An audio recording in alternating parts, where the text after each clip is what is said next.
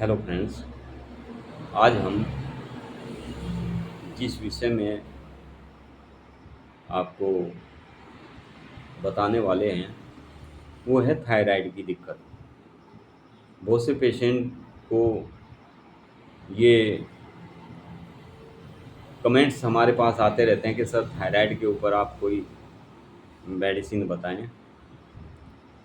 काफ़ी समय से थायराइड की मेडिसिन ले रहे हैं लेकिन आराम कुछ नहीं। जब तक मेडिसिन लेते रहते हैं तो थायराइड कंट्रोल रहता है।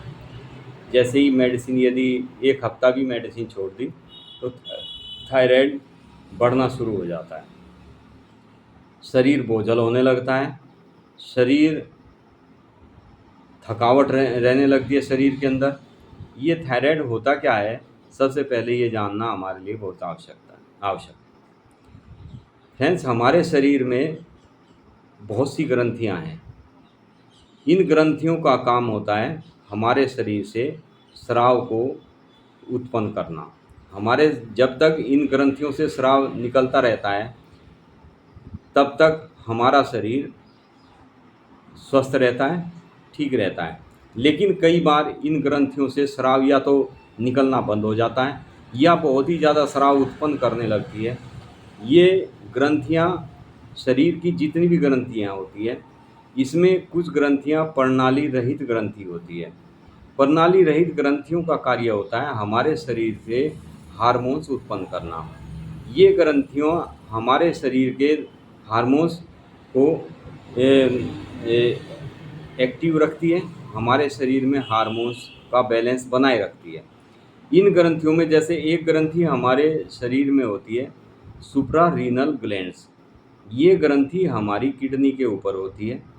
ये किडनी के ऊपर जो ग्रंथि होती है, इसका हमारे शरीर में जितनी भी रक्त वाहिनिकाएँ होती है उनको पोषण देना यानी उनको ताकत देने का कार्य करती है।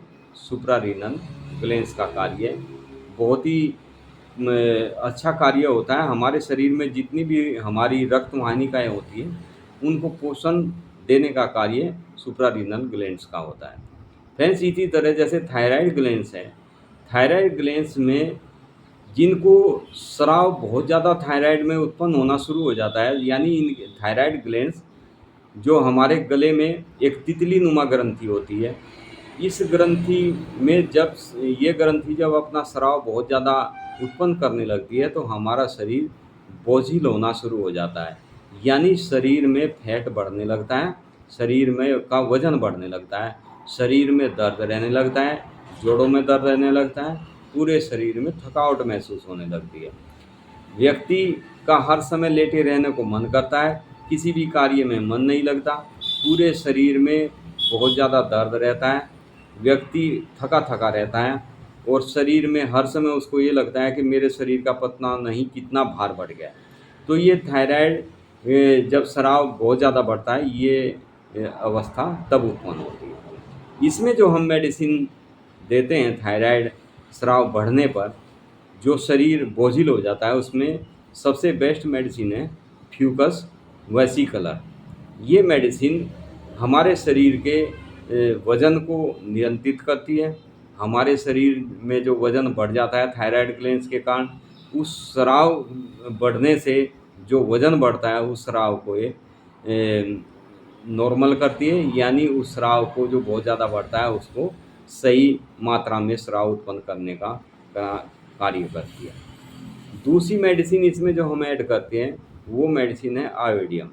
आयोडियम मेडिसिन उन व्यक्तियों के लिए जिनको थायराइड स्राव उत्पन्न नहीं होता या बहुत कम मात्रा में होता है, तो उनका शरीर सूखना शुरू हो जाता है, यानी उनका शरीर जर्जर होने लगता है, कमज़ोर होना शुरू हो जाता है, वज़न तेज़ी से घटने लगता है। उनके लिए इसमें हमने मेडिसिन ऐड की है आयोडियम। फ्रेंड्स, इसमें जो थर्ड मेडिसिन है वो मेडिसिन है स्पोंजिया टोस्टा। स्पोंजिया टोस्टा हमारे शरीर की सभी ग्रंथियों को जो हार्ड हो चुके होते हैं उनको सॉफ्ट करती है और उनके जिनसे स्राव उत्पन्न नहीं होता उनसे स्राव उत्पन्न होने लगता है इसको लेने से, और जिनसे स्राव बहुत ज़्यादा उत्पन्न करती है ग्रंथियाँ, उनके स्राव को ये नियंत्रित करती है। यानी ये हमारे शरीर की सभी ग्रंथियों को नियंत्रण करने का कार्य करती है, हमारे शरीर की सभी ग्रंथियों को एक्टिव करने का कार्य करती है स्पोंजिया टोस्टा। ये 3 मेडिसिन हम कॉम्बिनेशन में देते हैं पेशेंट को। कैसा ही पेशेंट, थायराइड का पेशेंट हो, चाहे उसको सूखने वाला थायराइड हो, मैं सिंपल सी भाषा में समझाता हूँ आपको। जैसे कह देते हैं कि इसको सूखने वाला थायराइड है, इसको वज़न बढ़ने वाला थायराइड है। दोनों स्थिति को देखते हुए हमने मेडिसिन तैयार की है। आपको किसी भी तरह से थायराइड यदि बढ़ रहा है या घट रहा है, आपका स्राव घट रहा है जिसकी वजह से आपका शरीर कमज़ोर होता जा रहा है, तो उसमें आप तीनों मेडिसिन 30-30 पोटेंसी में, मैं एक बार और रिपीट करके, क्योंकि कई एक कमेंट करके बताते हैं कि सर मेडिसिन समझ में नहीं आई, तो मैं आपको, आप ध्यान से यदि वीडियो को पूरा देखेंगे तो आपकी सारी चीज़ें समझ में आएगी। क्या मेडिसिन कितनी पावर में, कितनी पोटेंसी में लेनी है, कितनी मात्रा में लेनी है। फ्रेंड्स, इसमें 3 मेडिसिन, तीनों मेडिसिन, सबसे पहली मेडिसिन फ्यूगस वेसिकुलर, दूसरी मेडिसिन आयोडियम, तीसरी मेडिसिन स्पोंजिया टोस्टा। ध्यान दें आप इस चीज़ को।